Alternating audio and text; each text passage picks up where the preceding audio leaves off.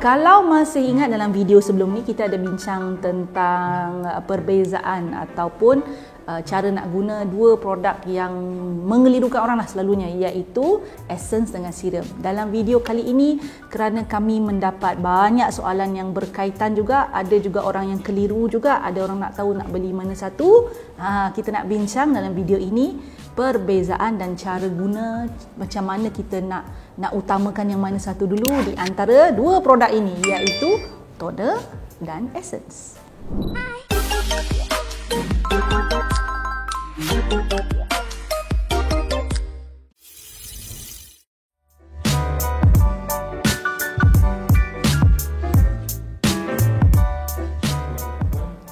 Hi glowy guys, glowy girls. Guys pula dulu boleh lah. Okey.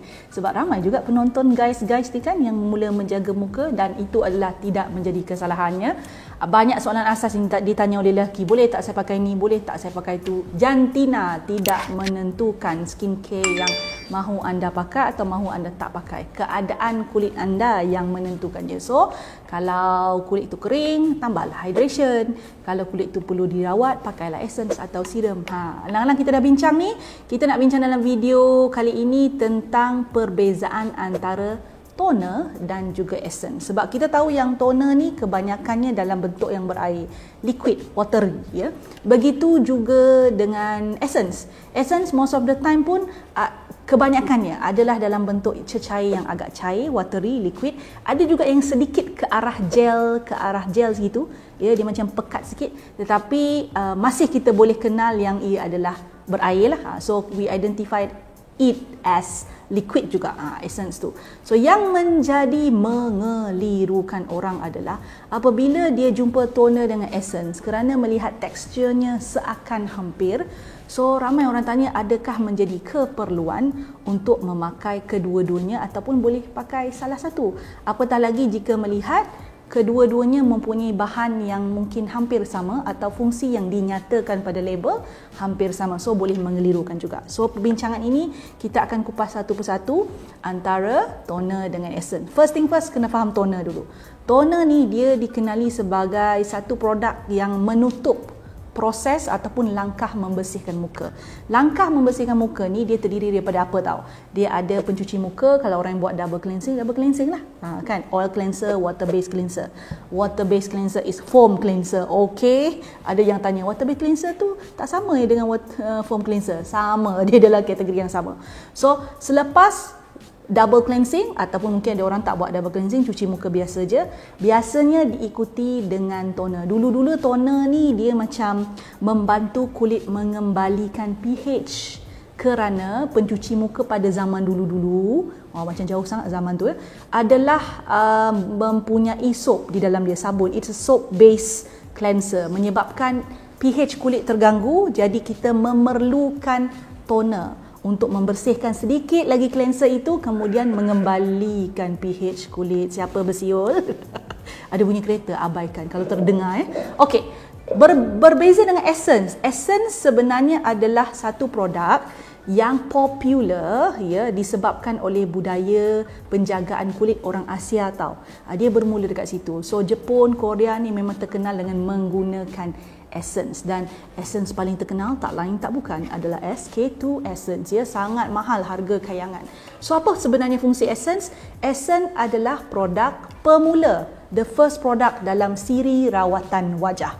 So untuk rawat wajah ada serum, itu paling terkenal lah, dan essence, ya. Ada juga yang nama lain macam booster, itu sebenarnya sejenis serum jugalah. Ampules itu pun sejenis serum juga, cuma kerana kepekatan bahan aktif di dalamnya berbeza-beza yang menentukan juga dia punya kecairan atau kepekatan tekstur, jadi nama dia sedikit berbeza. So essence adalah the first product that we use in the range of treatment product.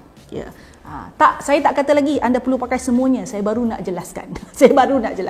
Okay. So when we talk about toner dengan essence, bila kita tak faham cara gunanya, bolehlah kita jadi keliru kan. Dan saya khawatir kalau tak dijelaskan, anda boleh pakai sekaligus dan tak mendapat manfaat. Sebaliknya boleh merosakkan wajah, boleh menyebabkan acne. So apakah tata cara dalam memilih kedua-dua produk ini?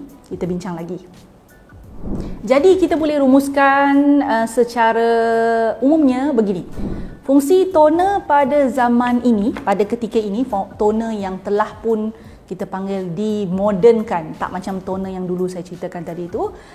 Secara spesifiknya ada 3 fungsi. Ada 3 fungsi. Pertama, menambahkan kelembapan atau hidrasi pada kulit selepas wajah dicuci, sebab dikuatiri pencuci wajah itu menanggalkan terlalu banyak, agak banyak minyak pada wajah yang sepatutnya tak perlu ditanggalkan. Yang perlu ditanggalkan sebenarnya hanya minyak berlebihan.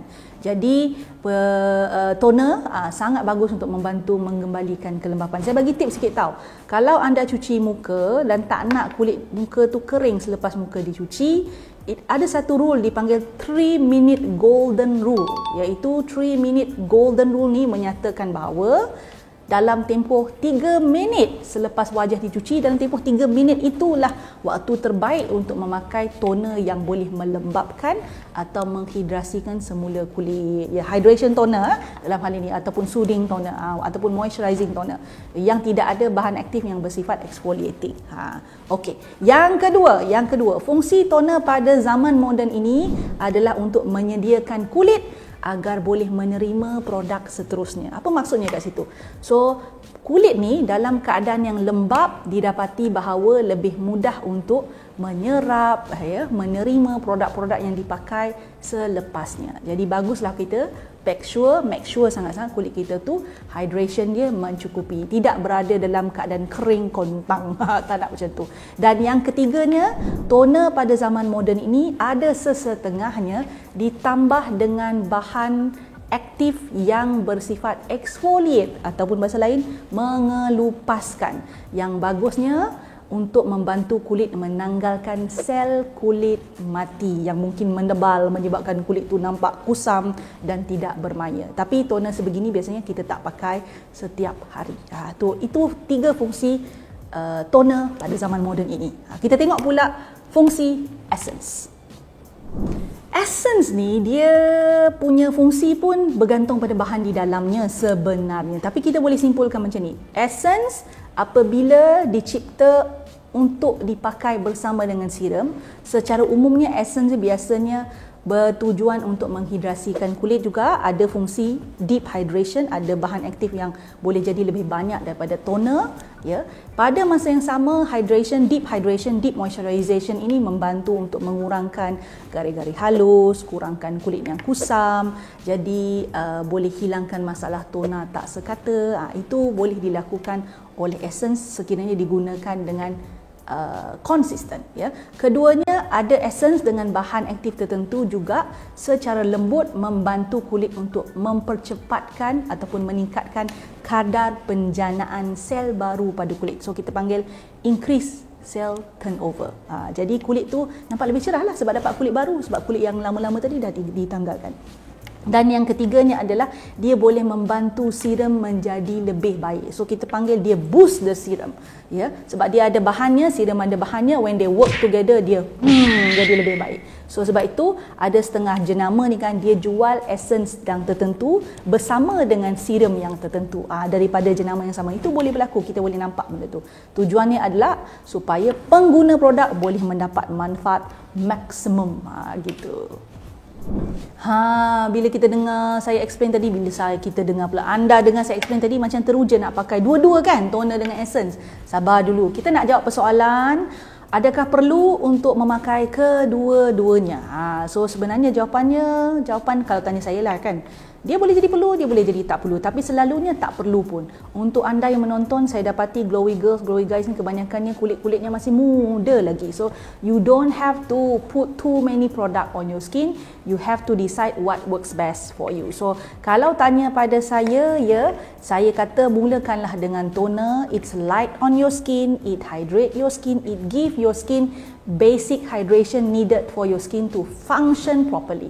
Sebab kulit ni memang memerlukan hydration. Walaupun dia mungkin tak banyak sangat bahan-bahan aktif pada kadar yang tinggi, tapi kerana dia bersifat lembut, most of the time it works well on your skin. Kalau tanya saya lah. Sebab tu saya ni bukan orang yang suka bagi approach yang mendadak tau. Saya suka bagi approach slow and steady. Macam tu. Saya percaya pada konsisten, jangka masa panjang.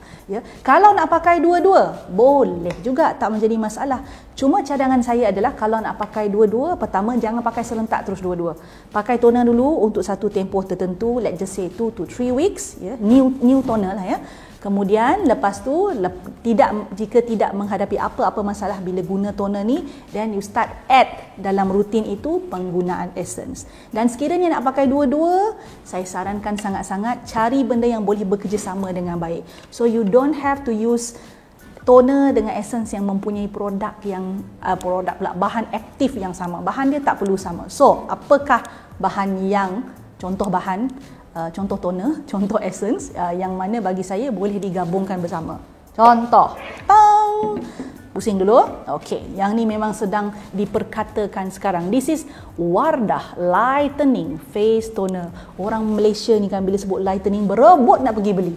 Ya, macam mana dia berlightenkan ataupun mencerahkan kulit wajah toner ini? Dia mengandungi niacinamide yang terkenal untuk merawat dan mengawal kita panggil kelenjar minyak supaya tak terlebih, ya, tak terlebih hasilkan minyak. So baguslah untuk golongan remaja ni. Dan di dalam ini juga ada glycolic acid, exactly. Ada glycolic acid yang ada sifat pengelupasan. But I do believe that glycolic acid dia tak adalah tinggi sangat. Let me see. Most probably dia tak tinggi sangat. Melihat kepada botol dan harga produk ini, I don't think it's too high lah ya. Sebab saya pernah guna macam-macam glycolic acid. Glycolic acid ni up to 10%, 20% pun ada. Yang tinggi-tinggi. Tapi janganlah pergi bantai pakai yang tinggi dulu. So, this one kalau kita nak guna, dia dah ada niacinamide kan, dia dah ada glycolic acid kan, AHA. So kita boleh gabung gunakan dengan contoh yang ini, this is essence water. So dia essence dalam tekstur air daripada icon. Dan di dalam ini dia punya bahan yang menarik adalah hyaluronic acid, ada ceramide. So basically ini bantu kita untuk mengelupaskan kulit. Walaupun begitu glycolic acid dia walaupun dia membantu exfoliation, AHA dia juga sejenis AHA. Most AHA dia ada sifat hydrating jugalah. Okey, so kita guna bahan yang berbeza. Ni ada niacinamide, dekat dalam ini ada apa tadi? Ceramide, ada hyaluronic acid. So dia tak adalah clash. It help each other. Ya. Kalau kita pakai dua-dua benda yang sama, dikhawatiri it's over or too much for your skin. Memang skin over time can tolerate, but at the beginning kita kena try sikit-sikit lah. So that's how you choose and you use toner and also essence. Kalau tanya pada saya, pakai dua-dua ke? Saya ni lain sikit. Kalau saya pakai essence, saya tak pakai toner. Sekarang ni lah, kalau time saya pakai toner, saya tak pakai essence. Sebab sekarang ni Puan Mary tengah dalam fasa meminimaliskan skincare saya. Because if you can use 5 and still look good, why use 10? Dia macam itulah kan. Kita bincang tu lain kali. So tell me di ruang komen, adakah anda pengguna toner sahaja atau essence sahaja atau kedua-duanya sekali, dan bagaimana anda menggunakannya, bergile-gile ke, serentak ke? Share with me, I would love to know. Okay, bye bye, see you next time. Suka video yang saya selalu kongsikan? Apa kata, jangan apa kata, buat sekarang ya. Subscribe channel saya, like, share, dan pastikan tekan butang loceng tu. Yang ada loceng tu, yang cute-cute loceng kecil tu tekan, supaya anda mendapat notifikasi setiap kali saya masukkan video baru. Jangan terlepas, jangan tertinggal. Buat sekarang.